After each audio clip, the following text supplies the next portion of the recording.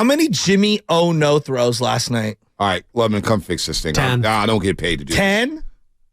I got it. Jimmy no throws? So I know we want to get back into the Warriors, and we'll get into the Niners. We got Baldy today. I'm pretty excited for that. There was a tweet last night that I got from a particular guy that Bonte says never reaches out to us anymore. And here it is. Damon Oakland, okay, one of our favorites. Yeah, he did. It said, at Bonte Hill, at Butcher Boy, come and get your damn quarterback. It's not our quarterback no more. And he was talking about Jimmy G because he's a Raider fan. Yeah. Dame, I just want to say to all the Raider fans that are out there, and I said this to Spadoni, and I said it to Langford this morning, who's working over at KCBS. Isn't it kind of incredible? They won 4 playoff games, 6 playoff games. Well, no, 4, because Brock won 2 this year.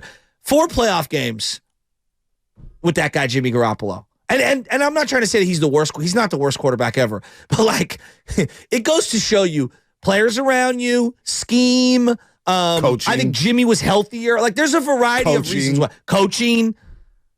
He looks terrible with Josh McDaniels. McDaniels is terrible. Terrible. Awful. And they've got all pros. I mean, I watched that playback this morning. Which one? 2 plays. I saw it live. The first one to Devontae Adams. He missed him wide open in the fourth quarter. And Devontae slammed his helmet. But even at the 2-yard line, Jimmy had happy feet. It was a 98-yard touchdown.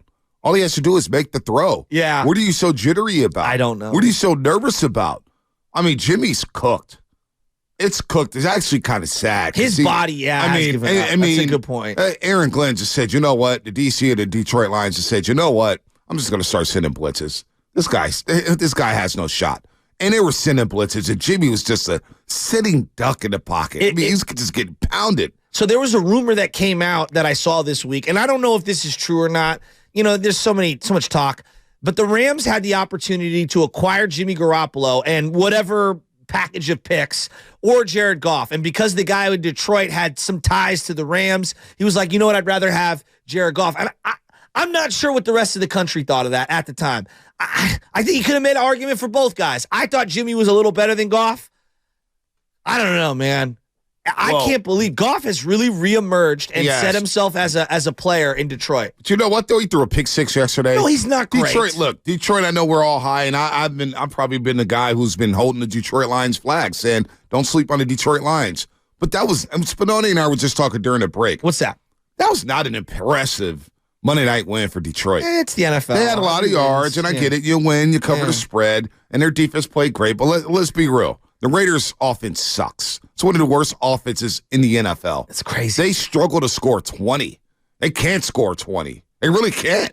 It's sad. And they have Devontae Adams and Josh Jacobs, and they asked Josh Jacobs after the game, what needs to happen to offense? He goes, I don't know. It's not my job. Basically, I don't know. It's not my problem. He's right. You know, it's not his job. But Detroit, as much as we're down on the 49ers, and I'm seeing Niner fans say, we got no shot against Detroit. The same Niner fans telling me that we got Shanahan over Dan Campbell. Don't flip-flop now, Niner fans. Well, come on, I love you. Don't flip-flop now. That Detroit team last night did not impress me offensively. Sure, they have a lot of weapons. They can run the ball, and that's been a problem for the 49ers to run defense. They can't stop the run right now. But you know what? That wasn't the most impressive win for Detroit. Well, the Niners have the earned benefit of the doubt that they can go on the road and win some games, right? And in the playoffs. And they have a lot of grizzled, I would say war daddies in the same way I look at the Golden State Warriors. Now, the Warriors have the ultimate championship, so like they could come out of the 5 seed and we could still give them the benefit of the doubt because they've earned that.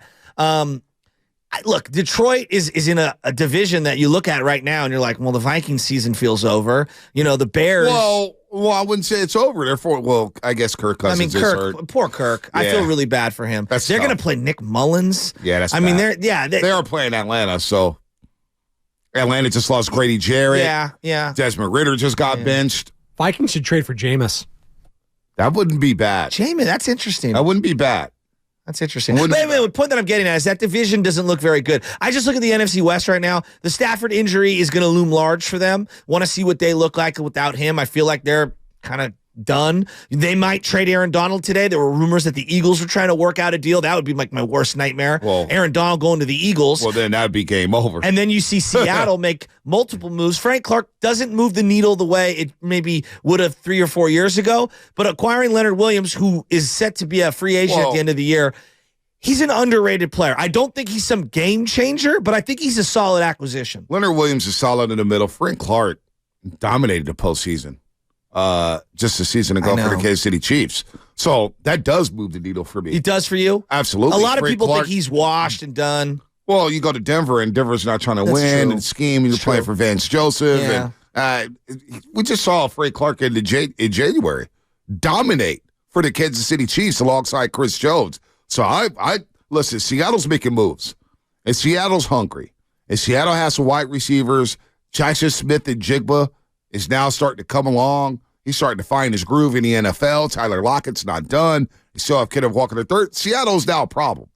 And that's the most disappointing aspect of the 3-game losing streak is that the margin for error that you had by starting 5-0 is now gone.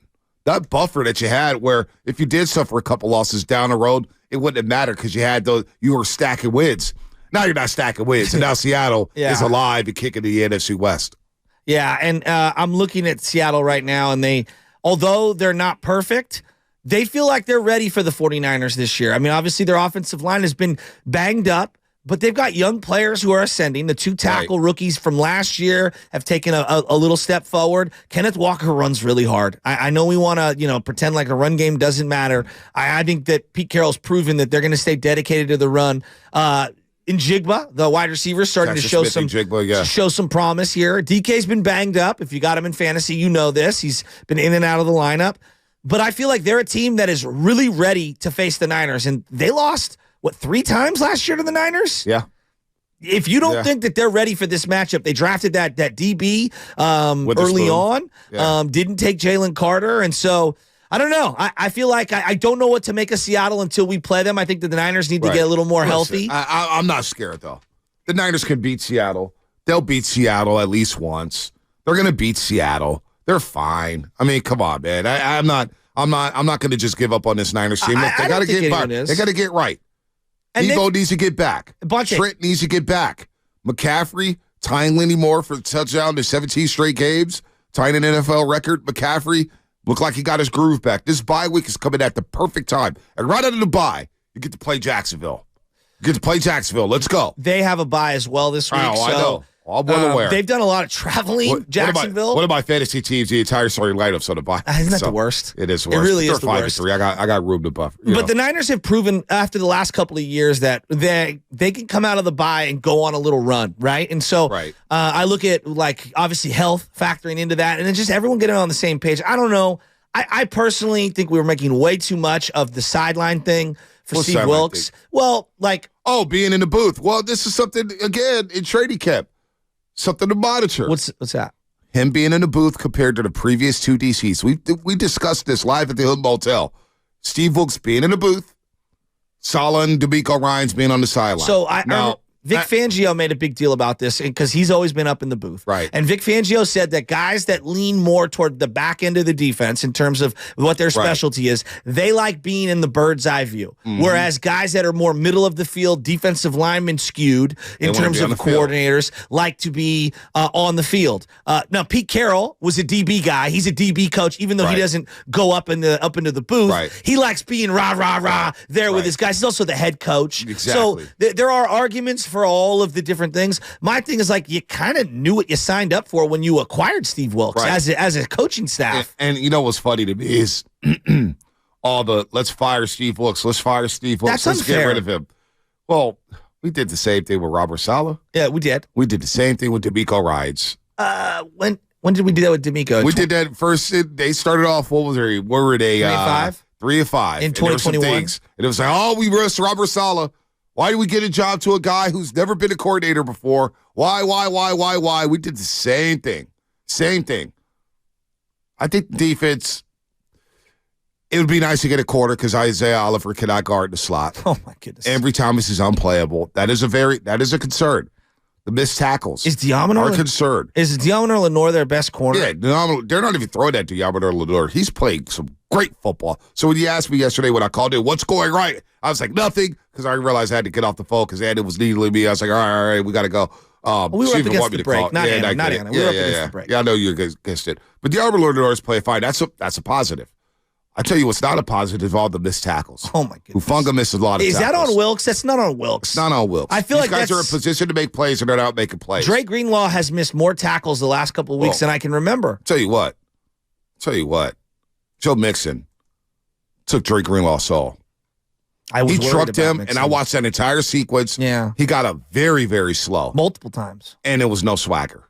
The swagger was gone from Drake Greenlaw after that play. Was that on the screen pass? No, it was a straight-up handoff. Straight-up handoff? Joe Mixon had a head of steam, 4 yards, and it was one-on-one in the hole. It was old-school Oklahoma drill. He looked boom, really good. Ran over Drake Greenlaw, and I said, oh, boy, yeah, this game's not going to go their way. I mean, I had a bad vibe walking into that stadium. Well, to your point, like, you look at the schedule, and we said this Thursday, Friday, like, hey, you can lose to the Bengals, right? Like, before the season even started. Like, come on, man, it's Joe Burrow. We didn't know Joe Burrow would have the calf injury. Hey, if they played Joe Burrow 3 weeks ago, it looks different than what we saw. He looked so healthy, right? Like, no one's denying that. He looked like the old Joe Burrow. He looked incredible. I'm blown away by how good he looked.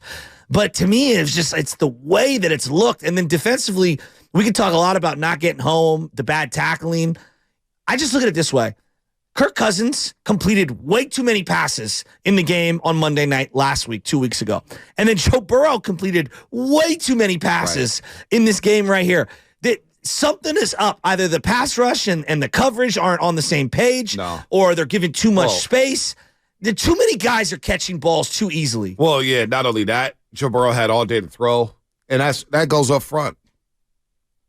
Hargrave and Bosa. Bosa and Hargrave. Hargrave and Bosa. Bosa and Hargrave. $51 million for Bosa this year, cash, and Hargrave $25 million. Javon Kinlaw. I thought he was really a freak, though. He lined up offsides on the same play that Charvarius Ward got called for one of his 10,000 holds. Oh, he went offsides on a play Cincinnati wasn't even going to run. They were going to let the clock run out. He still jumped. Drake Jackson. He's in the game.